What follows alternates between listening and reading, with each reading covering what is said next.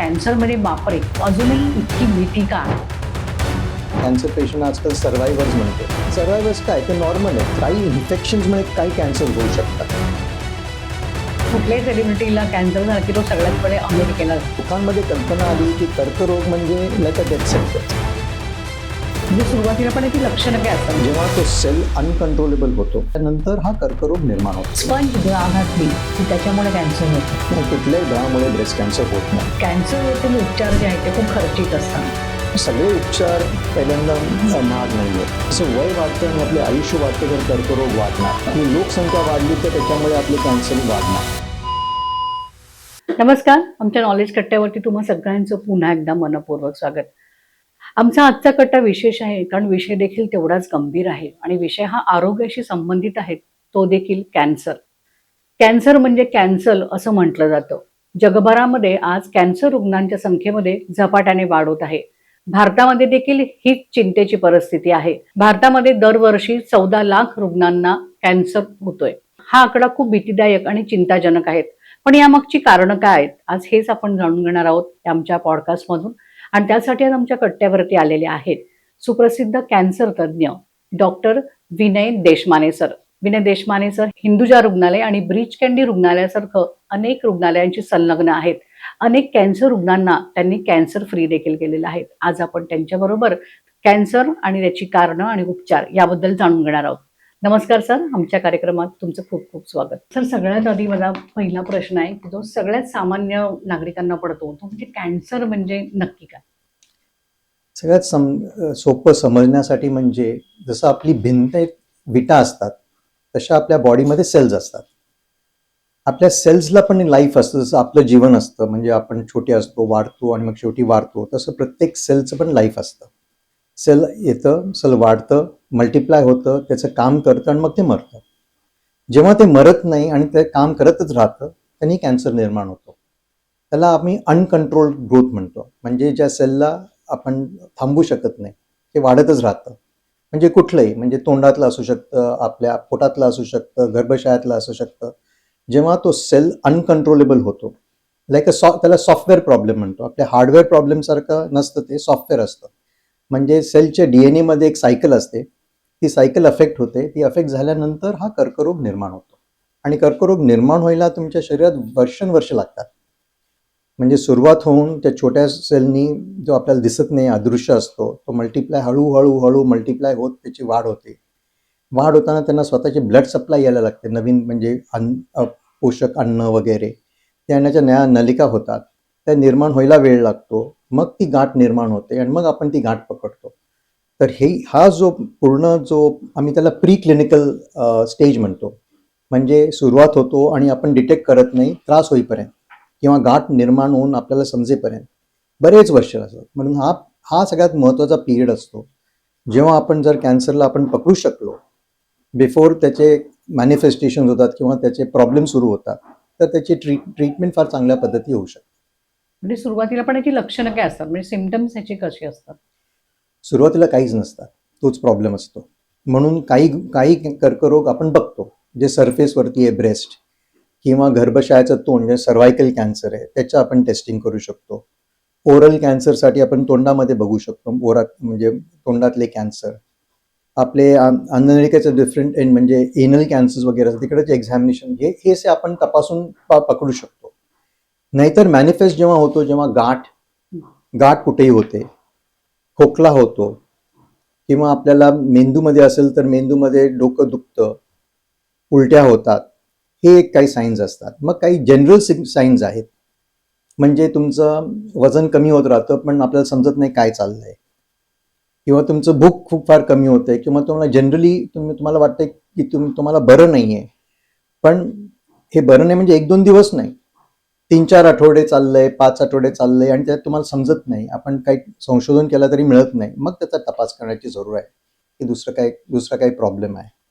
मी माझ्या पेशंटना नेहमी सांगतो की कुठलाही प्रॉब्लेम आपल्याला झाला, म्हणजे अंग दुखणं, खोकला, ताप, न बरं वाटणं, 2-3 आठवड्यामध्ये हे संपलं नाही किंवा बुजलं नाही हा प्रॉब्लेम, तर मग आपल्याला डॉक्टरांकडून जाऊन तपास करणं हे योग्य आहे. सर, कॅन्सर बद्दल एक भीती आहे म्हणजे आज अनेक वर्ष झाली. इतर आजार झाले तर सगळेजण म्हणजे ठीक आहे बरा होईल. पण कॅन्सर म्हणजे बापरे! असा शब्द सगळ्यात आधी तोंडातून येतो. तर कॅन्सरबद्दल इतक्या वर्षामध्ये इतकं तंत्रज्ञान, इतकं म्हणजे सायन्स डेव्हलप झाले. अजूनही इतकी भीती का आहे? भीती आहे कारण आपल्या लोकांमध्ये ते जागरूक नाहीये, की त्यांना समजायला पाहिजे की जर कॅन्सरचे स्टेजेस असतात, जसे आमचे पण स्टेजेस आहेत. जर तुम्ही मला 80 वर्षात तुम्ही मला सांगितलं आता तुम्ही रील करा आणि तुम्ही नवीन कम्प्युटर शिका, हे फार डिफिकल्ट असतं.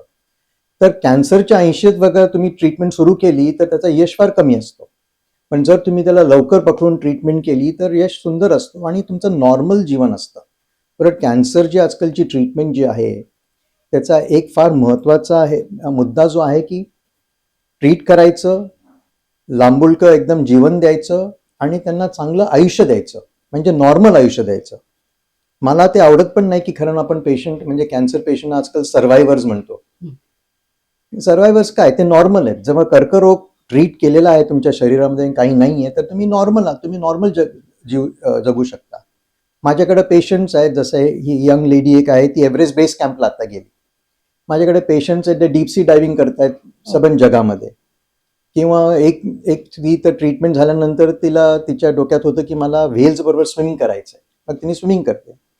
माझ्याच एक एकदम क्लोज फॅमिली फ्रेंड आहे, ती दरवर्षी आहे तर बेस कॅम्पला असते किंवा स्पेनमध्ये एक 21 दिवसाचं मोठं चालणं असतं, PAT वॉक म्हणून काहीतरी म्हणतात, तर ती असं करत असते. तर जेवढं तुम्हाला नॉर्मल जगायचं आपण जगू शकता. पण लोकांमध्ये कल्पना आली की कर्करोग म्हणजे लाईक अ डेथ सेंटेन्स. पण हे चुकीची कल्पना आहे. म्हणून लोक जेव्हा त्रास होतो ते लवकर येत नाही. लवकर नाही आलं तर कॅन्सर ॲडव्हान्स होतो. कॅन्सर ॲडव्हान्स झाले ते ट्रीटमेंट जे आहेत, योग्य ट्रीटमेंट जे आहेत त्याचा उपयोग एवढा होत नाही. पण आपण लवकर आला, त्याची चांगली ट्रीटमेंट केली तर ट्रीटमेंट अग्रेसिव्ह नसते. बऱ्याच लोकांमध्ये आजकाल किमोथेरपी अवॉइड करू शकतो ब्रेस्ट कॅन्सर पेशंट्समध्ये. तो पण एकदम फार महत्त्वाचा मुद्दा आहे. सगळ्यांना या टॉक्सिक ट्रीटमेंट्स लागत नाही. अर्ली याच्या ट्रीटमेंटमध्ये यश चांगलं असतं, आयुष्य चांगलं असतं आणि लॉंग लाईफ पण जास्ती असतं. मला अजून आठवतं की खूप वर्षापूर्वी माझ्याकडं म्हणजे मी नुकताच तेव्हा इंग्लंडहून परत आलो होतो. एक यंग लेडी होती, नियरली 25-28 इयर्स. तिला 2 मुलं होती. बायलॅटरल ब्रेस्ट कॅन्सर झाला. तिच्या दोन्ही ब्रेस्ट कॅन्सरची ट्रीटमेंट केली. जर नवऱ्याने तिला सोडून गेला, तिने दोन्ही मुलांना मोठं केलं. आता 20-25 वर्ष झाली आहे, ती सगळी ठीक आहे आणि एकदम नॉर्मल जीवन जगते. मुलं मोठी झाली आहेत, काही इंजिनियर झाली आहेत, नॉर्मल जीवन जगतात. पण लोक चांगल्या गोष्टी बोलत नाहीत आपल्या देशात. सगळ्या वाईट गोष्टी बोलतात की ह्यांना असं झालं, त्यांना तसं झालं. ही चुकीची आहे. ज्यावेळी तुमचा रिपोर्ट पॉझिटिव्ह येतो, की तुम्हाला कॅन्सर झालाय, हे समजल्यावरती पेशंट घाबरतो. तर अशा वेळी म्हणजे काय पेशंटने काय करायला पाहिजे आणि पेशंटच्या बरोबरच्या रिलेटिव्हजने काय करायला हा प्रश्न खरंच एकदम महत्वाचा आहे. कारण पेशंट इतका घाबरलेला असतो की जेव्हा आपण त्यांच्याशी कधी कधी बोलायला लागतो डॉक्टर म्हणून, की त्यांच्या डोक्यामध्ये काहीच जात नाही, ते ऐकत पण नाहीत. तर माझ्या मते अशा वेळेला पहिल्यांदा पेशंट आणि पेशंटच्या रिलेटिव्हला दोन्हीशी बोलायला पाहिजे. पण डॉक्टरांनी नेहमी लक्षात ठेवायला पाहिजे की सगळ्यात महत्त्वाचं तिथं मनुष्य किंवा हे की तो ज्यांना रोग झालेला आहे तो सगळ्यात महत्त्वाचा असतो आणि त्यांचे प्रॉब्लेम्स खरं म्हणजे सॉर्ट आउट करायचे असतात. तर अशा गोष्टीमध्ये बऱ्याच वेळेला कर्करोग माझ्या मते इमर्जन्सी नव्हे, ही सेमी इमर्जन्सी आहे. हा स्ट्रोक नाही आहे, हा फ्रॅक्चर नाही आहे किंवा तुमचा हार्ट अटॅक नाही आहे जे तुम्हाला धडाधड धडाधड करायला लागतं. ह्याच्यामध्ये समजण्याच्या भरपूर गोष्टी असतात. तुम्हाला डायग्नोसिससाठी वेळ लागतो. मग आजकाल नुसतं डायग्नोसिस नाही, सबटायपिंग असतं. जसे प्रत्येक प्रत्येक स्त्री किंवा प्रत्येक मनुष्य वेगळा आहे, प्रत्येक कर्करोग वेगळा असतो. तुम्ही पॅनक्रियाटिक मधला तो पण वेगळा असू शकतो. ब्रेस्टमध्ये भरपूर सबटाईप्स आहेत. तर त्या सबटाईप प्रमाणे ट्रीटमेंट असते, तर ते करायचं असतं. मग त्याची काही टेस्टिंग करायचं, त्यावर बराच वेळ मिळतो. बऱ्याच वेळेला माझ्याकडे पेशंट येतात की उद्या ऑपरेशन करा, परवा ऑपरेशन करा. मी त्यांना सांगतो तुम्ही जा बाहेरगावी 1 आठवडा, काही होणार नाही. कारण ही गोष्ट जसं मी आपल्याला समजायला प्रयत्न केला सुरुवातीला की वर्षानुवर्ष आधी सुरू होतो, तर 4-5 दिवसांनी काही फरक पडत नाही. जेव्हा पेशंटला समजतं की ही इमर्जन्सी नव्हे, मला थोडासा वेळ आहे, मला समजायला वेळ आहे, ते तुम्ही त्यांना आश्वासन दिल्यानंतर ते जरा सावध होतात आणि मग ते क्लिअरली त्यांचा विचार सुरू होतो. आणि शेवटी जेव्हा काही ट्रीटमेंट्समध्ये चॉईसेस असतात, आम्ही हे पण करू शकतो, ते पण करू शकतो, त्याचे इक्वल रिझल्ट्स आहेत. ते खरं म्हणजे डिसिशन पेशंटकडून यायला पाहिजे, पेशंटच्या रिलेटिव्हकडून नाही. कारण शेवटी त्या पेशंटला जगायला लागतं त्या डिसिशन बरोबर. म्हणून त्या पेशंटला वेळ द्यायला पाहिजे. आम्ही जर इंग्लिशमध्ये म्हणतो टू कम टू टर्म्स, त्यांना समजायला पाहिजे की काय झालंय, की हे इमर्जन्सी नाही आहे, की उद्याच मला काहीतरी होणार किंवा परवाच होणार असं नसतं. तर हे सगळं झाल्यानंतर त्यांना आश्वासन होतं आणि मग ते हळूच ते स्वतःचं तोंड उघडून मग बोलायला लागतात. सर, आज आपल्या भारतामध्ये सगळ्यात जास्त ब्रेस्ट कॅन्सर आणि आपलं सर्व्हायकल कॅन्सरच्या पेशंट आहेत. तर काय कारण आहेत याची? म्हणजे भारतामध्येच काय एवढं प्रमाण वाढलंय? नाही, भारतात आपण जेव्हा ब्रेस्ट कॅन्सर म्हणतो, आता स्त्रियांमध्ये ब्रेस्ट कॅन्सर सगळ्यात कॉमन कॅन्सर झाला आहे. परंतु विदेशी म्हणजे आपण डेव्हलप कंट्रीजमध्ये बघितलं आणि आपला अजून आपलं इन्सिडन्स 1/3 आहे. म्हणजे आपल्या इथं आजकाल 20 किंवा 30, एका लाखामध्ये 20 किंवा 30 जर होत असेल, तिकडे 125 असतात. तर आपलं भरपूर कमी आहे. पण का वाढतंय? त्याच्यात माझ्या मते दोन फार महत्वाच्या गोष्टी आहेत. एक म्हणजे सिटीजमध्ये आता अवेअरनेस वाढलंय. मॅमोग्राफी मशीन्स जे आधी कधी नव्हते ते आता अवेलेबल झालेत. त्याच्यामुळे आपण आता चेकिंग करतो. अवेअरनेस वाढल्यामुळे आपण कर्करोग ॲक्च्युली ब्रेस्ट कॅन्सरमध्ये काही ठिकाणी म्हणजे आमच्या सेंटर्समध्ये मी अर्ली कॅन्सर बघतोय. नाहीतर नॉर्मली 50 ते 60 किंवा 70% ॲडव्हान्स स्टेजमध्ये यायचे. आता आपल्याकडं चांगल्या सेंटर्समध्ये आम्ही 20, 30, 40% अर्ली कॅन्सर्स बघतोय. 50% अर्ली कॅन्सर्स बघतोय. कधी कधी 60%. तर 40% ॲडव्हान्स ट्युमर्स. तर एक म्हणजे अवेअरनेस वाढलाय, डिटेक्शन जास्ती होत आहे. दुसरी गोष्ट म्हणजे आपलं लाईफस्पॅन झटाकने वाढलेलं आहे. फार फास्ट वाढायला लागलंय. आधी आपण कोणाचं 60 वर्ष झाले तर आपण सेलिब्रेट करायचो. आता आम्ही 80मध्ये ऑपरेशन करतोय. बऱ्याच लोकांचे 80 वर्षांचे. कर्करोग हा एजिंग पॉप्युलेशनचा रोग आहे. तर जसं आपलं वय वाढतं 50, 60, 70, 80, तर आपला कुठलं ना कुठलं कॅन्सर होण्याचे चान्सेस वाढणार. तर आपले एक म्हणजे पॉप्युलेशन भयंकर वाढलंय. दुसरी गोष्ट म्हणजे आम्ही जेव्हा कॅन्सरचं इन्सिडन्स बघतो तर पर लॅक पॉप्युलेशन बघतो. एका लाखा लोकांमध्ये किती कॅन्सर होतं. तर तो एवढं काय वाढत नाहीये. पण आपले लाखच वाढलेत. म्हणजे इतकी प्रचंड लोकसंख्या झाली आहे, तर ते पर्सेंटेज कमी असले तरी नंबर वाढले भयंकर. नंबर 1. नंबर 2, आजकाल आपण बोलतो तर त्याचं आपल्याला चाहूल झाली आहे की कर्करोग फॅमिलीमध्ये सगळ्यांना माहिती आहे कोणाला कोणतरी कर्करोग झालाय.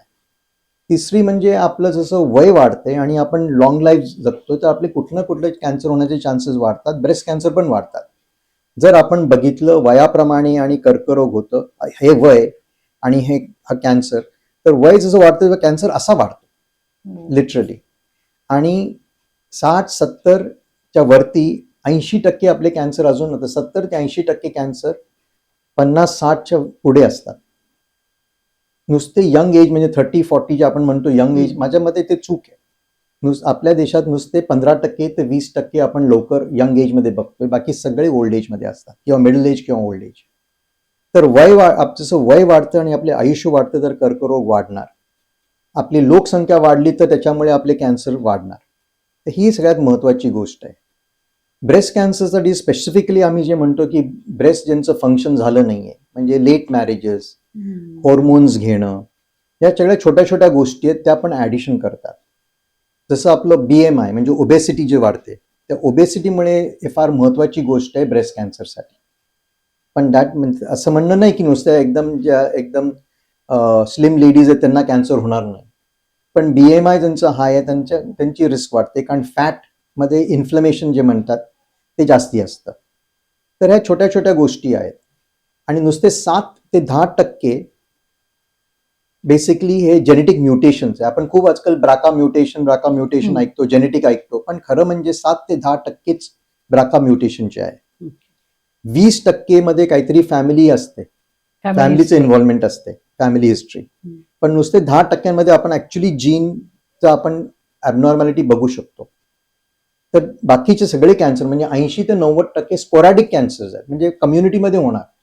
का होतात कोण खरं म्हणजे सांगू शकत नाही.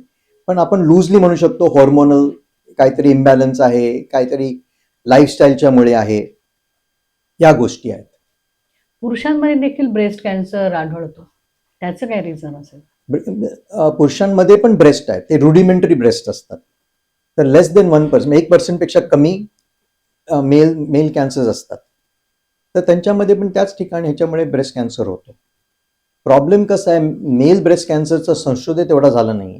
तर आपण मेल ब्रेस्ट कॅन्सर पण लेडीजच्या ब्रेस्ट कॅन्सर सारखाच आपण ट्रीट करतो, कारण ते ऑर्गन सेम आहे म्हणून. पण असं काही स्पेसिफिक रिझन नाही की मेल्समध्ये काय होतं. जुन्या काळी जेव्हा ते लोक ते इलॅस्टिक घालायचे, हम्म. इथं इलॅस्टिक घालून लोक असे उभे राहायचे, तेव्हा ते इलॅस्टिक निपलवरती रब व्हायचं. त्याच्यामुळे ते कॉन्स्टंट इरिटेशनमुळे ब्रेस्ट कॅन्सर मेल्समध्ये व्हायचं असं ते म्हणायचे. तर कॉन्स्टंट इरिटेशन जिथं होतं तिथं. आता सर आपण आता तुम्ही त्यात सांगितलं की पूर्वीच्या काळी प्लास्टिक म्हणजे ते काय हे करायचं, यूज करायचे, त्याच्यामुळे मेलमध्ये मे बी ते रिझन आहे ब्रेस्ट कॅन्सरचं. पण एक मिथ आहे की काय आहे, म्हणजे अशी चर्चा असते, बऱ्याच वेळा असं बोललं जातं की स्पंज ब्रा घातली की त्याच्यामुळे कॅन्सर होतो. नाही, कुठल्याही ब्रामुळे ब्रेस्ट कॅन्सर होत नाही. तुम्ही अंडरवायर घाला किंवा कुठल्याही टाईपचं, जे आपल्या मटेरियलच्यामुळे काही होत नाही. आणि बऱ्याच लोक मला येऊन विचारतात की मी अंडरवायर घालू शकते का. अंडरवायरनी काय होत नाही, डिओड्रंट्सनी काय होत नाही. म्हणजे या सगळ्या गोष्टी ज्या आहेत, तुम्ही केसाला रंग लावता त्याच्यामुळे काय होत नाही. ओके. हे बरेच कॉमन क्वेश्चन्स आहेत जे आमचे पेशंट आम्हाला बऱ्याच वेळा विचारतात. म्हणजे हे इतके मोठ्या प्रमाणावरती म्हणजे बोललं त्याच्याबद्दल की तुम्ही हेअर डाय लावला की मग कॅन्सर होतो, किंवा स्किनवरती काही कॉस्मॅटिक्स तुम्ही अप्लाय केली, लिपस्टिक लावली तरी कॅन्सर होतो, टॅल्कम पावडर लावली तरी, म्हणजे हे मेथ आहे एक प्रकारचं. बऱ्याच म्हणजे ह्याच्यामुळे कुठलाही म्हणजे अजून प्रूव्हन काही नाहीये. तसं खरं बघितलं तर आपण कधीही सांगू शकत नाही की ह्याच्यामुळे ह्यांच्यामध्ये कॅन्सर झाला, एक्सेप्ट जेव्हा जीनचा प्रॉब्लेम असतो तेव्हा. तरी पण आम्ही म्हणतो की काही इन्फेक्शन्समुळे काही कॅन्सर होऊ शकतात. म्हणजे आपण जे गर्भाशयाचं जे बघितलं, सर्व्हायकल कॅन्सर जे असतं गर्भाशयाचं तोंड, एक म्हणजे स्वच्छता. त्या स्वच्छतामुळे तो कॅन्सर कमी होतो. उलट ऍक्च्युली आपला इन्सिडन्स अजून व्हॅक्सिनेशन सुरू व्हायचं आहे खरं म्हणजे आपल्या देशामध्ये. तरी पण ऑलरेडी आमच्या इंडियन कॅन्सर सोसायटी ही संस्थांनी एक फार प्रचंड काम केलंय. म्हणजे माझ्या मते हे नॅशनल हेरिटेज सारखं काम आहे. 1964 मधून त्यांनी कॅन्सर रजिस्ट्री सुरू केली. म्हणजे मुंबईच्या शहरात 603 किलोमीटर, मुंबई, पुणे, औरंगाबाद आणि नागपूर या 4 अर्बन सेंटर्समध्ये ते रजिस्ट्रेशन प्रोग्राम करतात. प्रत्येक कॅन्सर पेशंट ते प्रयत्न करून ते डॉक्युमेंट करतात. तर त्याच्यात आमच्या ह्याच्यात संशोधनमध्ये ऑलरेडी आलंय की सर्व्हायकल कॅन्सरचं इन्सिडन्सच कमी झालंय. जेव्हा काही लोकांची, म्हणजे डॉक्टर बडवेंशी आपण नाव काढलं, त्यांच्याशी जेव्हा मी बोलतो ते बरेच वेळा बोलतात की हे नुसतं स्वच्छतामुळे बरेच इन्फेक्शन कमी झाल्यामुळे आहे. तर सर्व्हायकल इन्फेक्शन, HPV पण एका प्रकारचं इन्फेक्शनच असतं. तर ते इन्फेक्शन्स कमी होण्यामुळे हे इन्सिडन्स फार कमी झाले. आणि आता वॅक्सिनेशन करू आपण तेव्हा सर्व्हायकल कॅन्सरच नाही पण बाकीचे कॅन्सर्स पण काही कमी होऊ शकतात. वॅक्सिन, मला वाटतं वॅक्सिनसाठी मुलींचं वय 16 वर्ष वगैरे हवंय असं आहे. 9 नंतर ते ऍक्च्युली करू शकतात, पण बेसिकली 12 ते 15, 16 ह्याच्यात ते करणं चांगलं म्हणजे असतं. पाळी वगैरे आलेली असते तसं काही हो. त्याच्यासाठी. खरं म्हणजे आयडियली इंग्रजीमध्ये म्हणतात फर्स्ट सेक्शुअल कॉन्टॅक्टच्या आधी. ओके. आता विदेशी हा पहिला सेक्शुअल कॉन्टॅक्ट फार अर्ली असतो, आपल्या देशामध्ये थोडंसं कमी. पण अंदाजे रिप्युबर्टल मुली जेव्हा असतात, म्हणजे एनिवे बिटवीन 12 ते 16च्या प्रमाणे माझ्या मते ते सुरू करायला पाहिजे. पण ते कंपल्सरी घ्यायलाच हवं असं नाही. कंपल्सरी काहीच आपण कधीच वॅक्सिनेशन कंपल्सरी करू शकत नाही. कारण अनफॉर्च्युनेटली 1% मध्ये पण कधी कधी सिव्हिअर साईड इफेक्ट्स होऊ शकतात. तर हे नेहमी व्हॉलंटरीच असायला पाहिजे. मला तरी असं वाटतं की हे व्हॉलंटरी असायला पाहिजे. सोशल मीडियावरती बऱ्याच वेळा म्हणजे कॅन्सरवरती घरगुती उपचार कोणते आहेत, कॅन्सरवरती कोणते काढे घ्यावे, कॅन्सरवरती कुठल्या हर्ब्स कामी येतील याबद्दल सांगितलं जातं, आणि याच्यामध्ये काही सेलिब्रिटी पण असतात. तर ते बघून थोडं खूप शॉकिंग वाटतं. म्हणजे एकीकडे आपण कॅन्सरवरती पटकन उपचार करा म्हणून सांगतोय, आणि दुसरीकडे सोशल मीडिया इन्फ्लुएन्सर आपल्याला असे सल्ले देतात. काय करायचं असे सल्ले ऐकून? कसं आहे ना, आपण बघतो की आपलं कल्चर जे आहे, आपल्या कल्चरमध्ये आयुर्वेदा, होमिओपॅथी हे मिक्स्डच आहे. मी पण बघतो की आमचे सगळे पेशंट माझ्या मते काही ना काहीतरी एक्स्ट्रा काहीतरी करत असतात. आयदर ते आम्हाला सांगणार किंवा नाही सांगणार, पण त्यांच्या सोशल फॅब्रिकमध्ये हे इंटिग्रेटेड आहे. महत्वाची गोष्ट काय आहे की सायंटिफिकली प्रूव्हन ट्रीटमेंट जी आहे ती घ्यावी. माझ्या मते कुठली दुसरी गोष्ट जर असेल तर आपल्याला सोशल मीडियामधून ऐकायला नाही, it will spread like wild fire.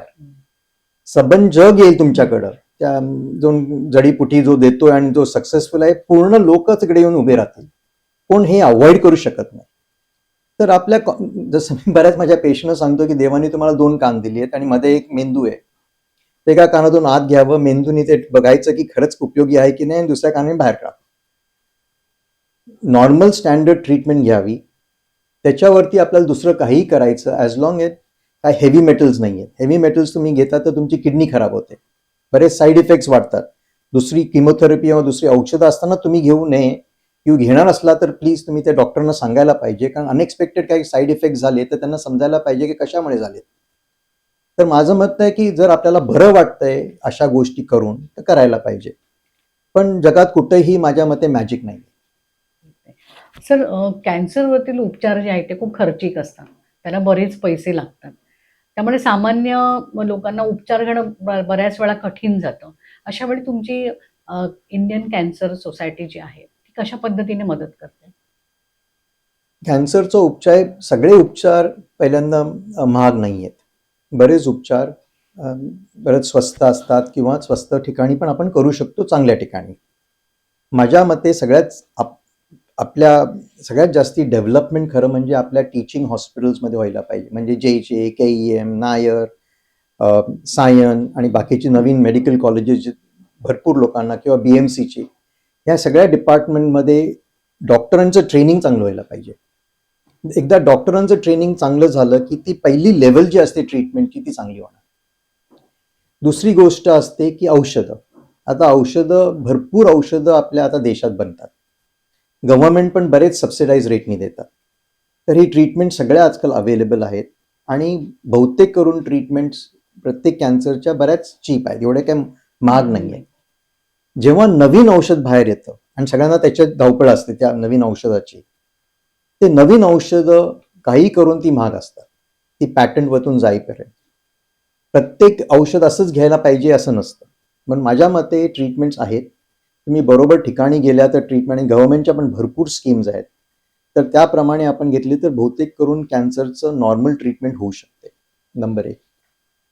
Number 2 जे आहे की आता आपण त्याच्याबद्दल काय करू शकतो. इंडियन कॅन्सर सोसायटी एक कॅन्सर क्युअर फंड म्हणून आहे. त्याच्यात ते फार स्ट्रिक्टली बघतात.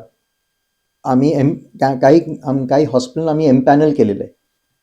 तर त्या एमपॅनल हॉस्पिटल्स जेव्हा पेशंटचा क्युअर करायचा चान्स असतो, हाय क्युअर करायचा चान्स, म्हणजे आपले पैसे वेस्ट होणार नाही, त्याच्यापर्यंत नियरली 5-5 लाख रुपये पण ते देतात. पण ते त्या हॉस्पिटलला देतात त्या ट्रीटमेंटसाठी, आणि ते मॉनिटर करतात की हे पैसे बरोबर वापरले गेलेले आहेत, उगाचच वायफळ होत नाही.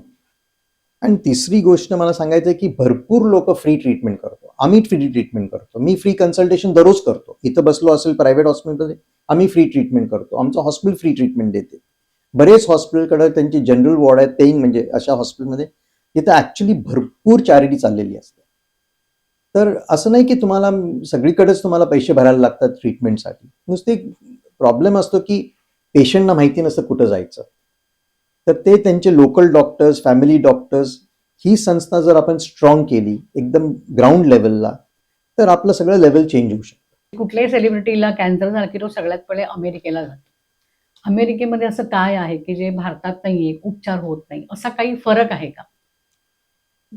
त्यामुळे सामान्य जणांना असं वाटतं की अरे अमेरिकेत गेलं तरच आपण बरं होणार, अशी एक सायकोलॉजी असते लोकांची. माझ्या मते आता जेव्हा आपण अमेरिकेत जातो, ह्याच्यात 2 गोष्टी असतात. एक म्हणजे लोकांना, इकडच्या लोकांना कळून नाही द्यायचं की त्यांना काय झालंय, म्हणजे प्रिव्हसी मेंटेन होतंय. तिथं कोण त्यांचं नाव पेपरमध्ये टाकत नाही, हे एक गोष्ट आहे. दुसरी गोष्ट, जेव्हा आपण रिसर्च काहीतरी करत असतो, रिसर्च, नवीन औषधं जी रिसर्चला चाललेली असतात, ती आपल्याकडे यायला वेळ लागतो. पण ती खरं इफेक्टिव्ह आहेत की नाही ते रिसर्च संपल्यानंतरच समजतं. आपल्याकडे औषधं रेग्युलर प्रॅक्टिसमध्ये कधी येतात, जेव्हा ती प्रूव्ह होऊन कुठल्या तरी रिसर्चनी प्रूव्ह झालेली असते, मग ते फटकन लवकर येतात. आजकाल इथं भारतात पण कंपन्या आहेत जे तुम्हाला नवीन तिकडचे एक्सपेरिमेंटल औषधं पण आणू शकतात ऑफिशियली.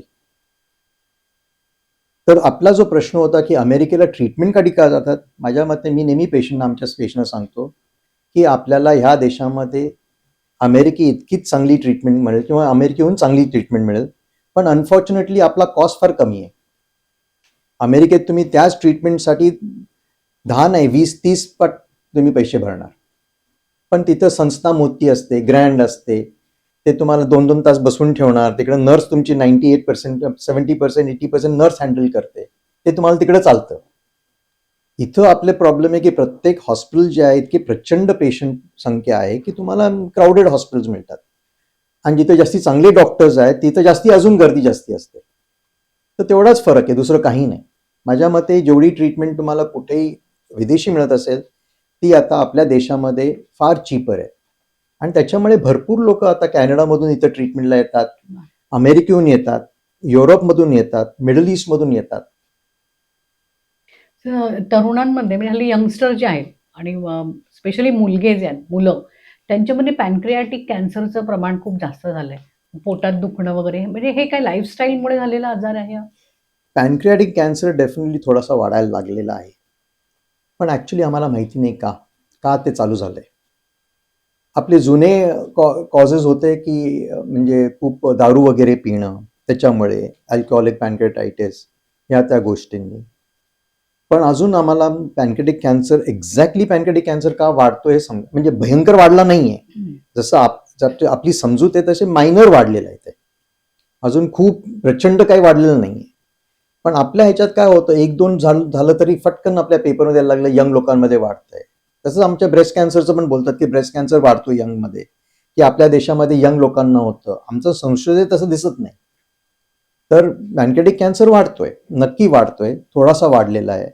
पण हा कर्करोग का वाढत आहे ते अजून क्लिअर नाही. म्हणजे त्याच्यावरती संशोधन वगैरे अजून सगळं रिसर्च कसं आहे ना, ती शंका एवढी मोठी नाहीये की आपल्याला समजतं की काय आहे. तसं ब्रेस्ट कॅन्सर तरी संख्येने भयंकर मोठं आहे, पॅनक्रियाटिक संख्येने फार लहान आहे. तर संशोधन त्यांना व्हायला फार डिफिकल्ट आहे. जेव्हा कुठली गोष्ट फार कॉमन होते मग आपल्याला फॅक्टर्स मिळायला लागतात. पण हे आपल्याला वाटत असेल की यंग लोकांमध्ये वाढतंय, पण तसं त्या प्रकारे वाढत नाहीये. मायनर इन्क्रीज झालेलं आहे. मला वाटतं काय 1.5 पर लॅक होतं ते आता 3 पर लॅक झालेलं आहे. ही काय मोठी म्हणजे तसं बघितलं नियरली डबल म्हणू शकतो. पण ऍक्च्युली नंबर भयंकर लहान आहेत. कॅन्सर होणारच नाही ह्याच्यासाठी काय करायला हवं? काहीच करू शकत नाही.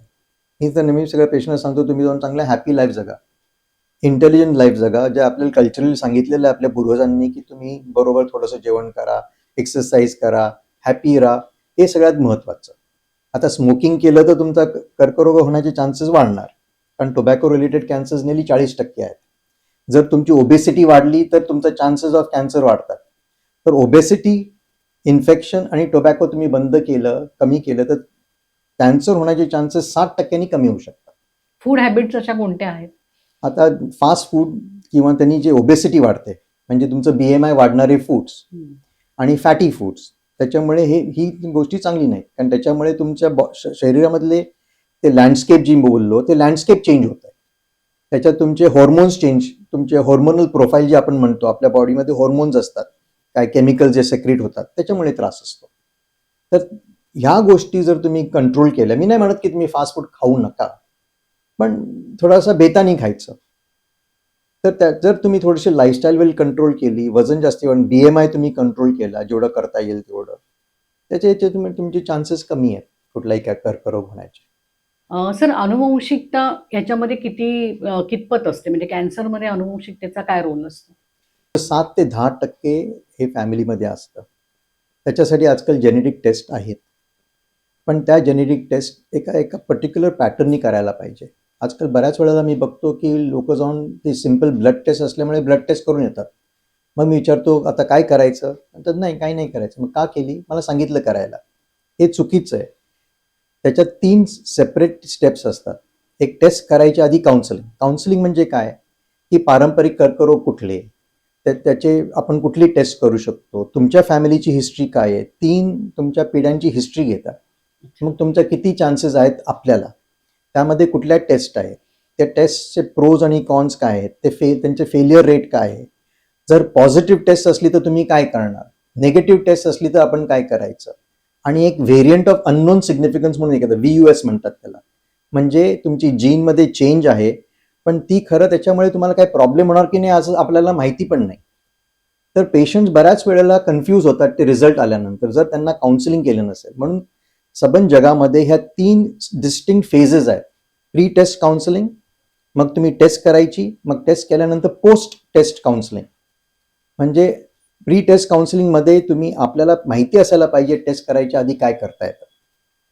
मग जेव्हा टेस्टिंग झालं आणि तुमचा रिझल्ट आला की म्हणजे आपल्याला सरप्राईज येत नाही की मी काय करायचं. मग जेव्हा आपली ती टेस्ट आल्यानंतर आपण परत डिस्कस करायचं असतं आणि मग त्या प्लॅनिंगप्रमाणे तुमची पुढची ट्रीटमेंट चालू होते. म्हणजे ऑब्झर्वेशन आहे का, कुठलं औषध द्यायचं का, कुठल्या लाईफस्टाईल चेंजेस करायचं का, कुठली सर्जरी करायची का कॅन्सर न होण्यासाठी. म्हणून हे 3 फेजेस फार महत्वाचं आहे. पण अनफॉर्च्युनेटली आपल्या देशामध्ये ही भरपूर टेस्टिंग चालू आहे विदाऊट काउन्सिलिंग, आणि माझ्या मते ते फार चुकीचं आहे. अशा कुठल्या टेस्ट आहेत की भविष्यात तुम्हाला कॅन्सर होणार की नाही हे कळू शकेल? तो ह्याच टेस्टमध्ये ते कळतं आपल्याला?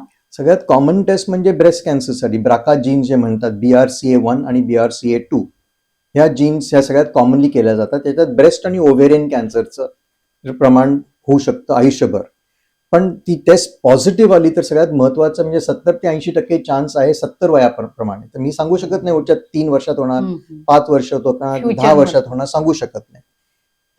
तर जर मला कॅन्सर नाही व्हायचा तर त्या ट्रीटमेंट पण ड्रास्टिक आहेत. दोन्ही ब्रेस्ट काढायचे, दोन्ही ओव्हरीज काढायचे. आता कुठल्याही यंग लेडीला ते करणं म्हणजे त्यांचे पूर्ण आयुष्य चेंज होतं. तर ही टेस्ट करायच्या आधी आपण विचार करायला पाहिजे की पॉझिटिव्ह मी काय करणार. तर ही सगळ्यात कॉमन टेस्ट आजकाल केलेली जाते, पण ही विदाऊट काउन्सिलिंग झालेली. आणि बरेच लोक पॉझिटिव्ह टेस्ट असली तरी काय करत नाही. पॉझिटिव्ह टेस्ट असून नाही केलं काही तर तुमच्यावरती म्हणजे तरंगती तलवारासारखं असतं ते, आणि ते स्ट्रेस असतो त्यांना, ते आयुष्यभर स्ट्रेस असतो. बऱ्याच वेळेला आपल्या कल्चरमध्ये पण अजून एक्सेप्ट नाही केलेलं आहे. तर हा पण एक मोठा मुद्दा होऊ शकतो तुमच्या फॅमिलीसाठी, की तुमच्या फॅमिलीमध्ये जर असं एक कुठल्या तरी ब्राका जीनचं म्युटेशन आहे आणि मला मुलगी आहे की मुलगा आहे, पण त्यांची लग्न पण करणार नाही, हा पण प्रश्न येऊ शकतो. म्हणून हे काउन्सिलिंग करणं सगळ्यात महत्वाचं आहे. मग टेस्टिंग आणि मग पोस्ट टेस्ट. तर याचं समजणं लोकांसाठी माझ्या मते सगळ्यात महत्वाची गोष्ट. सर, या टेस्ट म्हणजे कोणत्या वयात करायला हव्यात? ही टेस्ट लेडीजने पण आणि जेंट्सने पण? प्रत्येक लेडी किंवा जेंट्सनी डिसाईड करायला पाहिजे त्यांना करायचं की नाही. मी नाही सांगू शकत त्यांना की तुम्ही करा.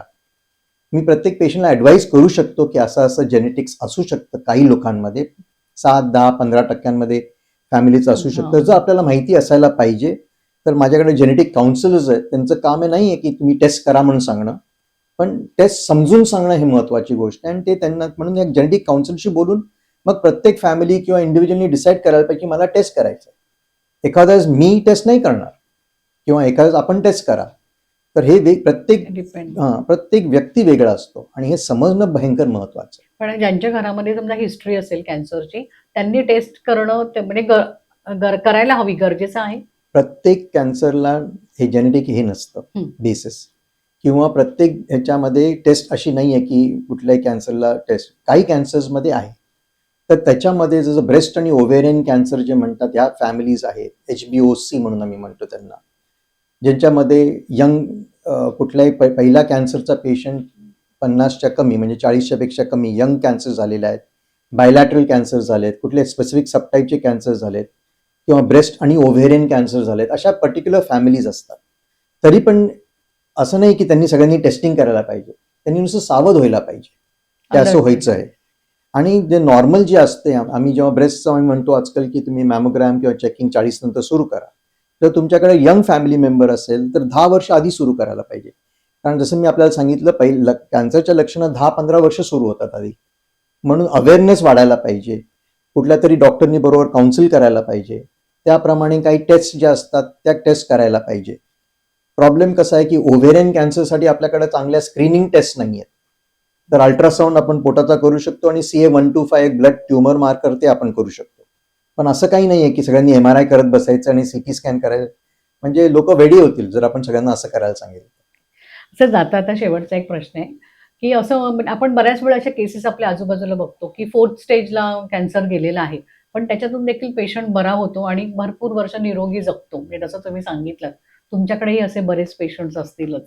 तर हे कितपत खरं आहे की आत्मविश्वास हवा, कॉन्फिडन्समुळे तुम्ही कॅन्सरला कॅन्सल करू शकता? माझ्या मते जर आपण आपलं कल्चर पण बघितलं तर ते जुन्या काळी सगळ्याच कल्चरमध्ये healthy mind in a healthy body म्हणतात. आणि मनाचा आपल्या शरीरावरती भयंकर कंट्रोल आहे. स्ट्रेसचा व्हेरी महत्त्वाचा कंट्रोल आहे. तर स्ट्रेस हा फार महत्त्वाचा आणि फार मोठी गोष्ट आहे. म्हणजे त्याचं संशोधन झालं की 2 टाईपचे लोक आहेत. एक एकदम हॅपी लोक असतात, ज्यांना काहीतरी जीवनामध्ये काहीतरी त्यांचं म्हणजे त्यांना आयडिया असते की जीवनाचं महत्त्व काय आहे, आणि बाकीचे नुसते ज्यांना नुसतं मटेरियलिस्टिक प्लेजर्स पाहिजेत. तर एक संशोधन फार इंटरेस्टिंग संशोधन झालेलं आहे की ज्यांना नुसतं हे मटेरियलिस्टिक गोष्टी पाहिजे असतात, त्यांच्यामध्ये ते इन्फ्लेमेटरी फॅक्टर्स फार फार जास्ती असतात. त्यांचे इम्युन फॅक्टर्स कमी असतात. आणि जे हॅपी किंवा जनरली हॅपी लोक असतात त्यांच्यामध्ये हे कमी असतात. तर हे फार इंटरेस्टिंग गोष्ट आहे की जर आपल्याला स्ट्रेस आहे तर आपल्या बेसिकली स्ट्रेस इज आपली हॉर्मोनल एन्व्हायरमेंट असते. म्हणजे 3 टाईपच्या जीन्स म्हणतात आपल्या बॉडीमध्ये. जर आपण जीन ते आपण क्लासिफाय केलं, एक गेट कीपर असतं, एक रिपेअरर असतं आणि एक लँडस्केपिंग जीन असते. तर ती लँडस्केपिंग जीन आपल्या स्ट्रेस आणि ह्यानी ती चेंज होते. त्याच्यामुळे तुमचं लँडस्केप जे आहे शरीराचं एन्व्हायरमेंट, ती जास्ती प्रो कॅन्सरस होऊ शकते.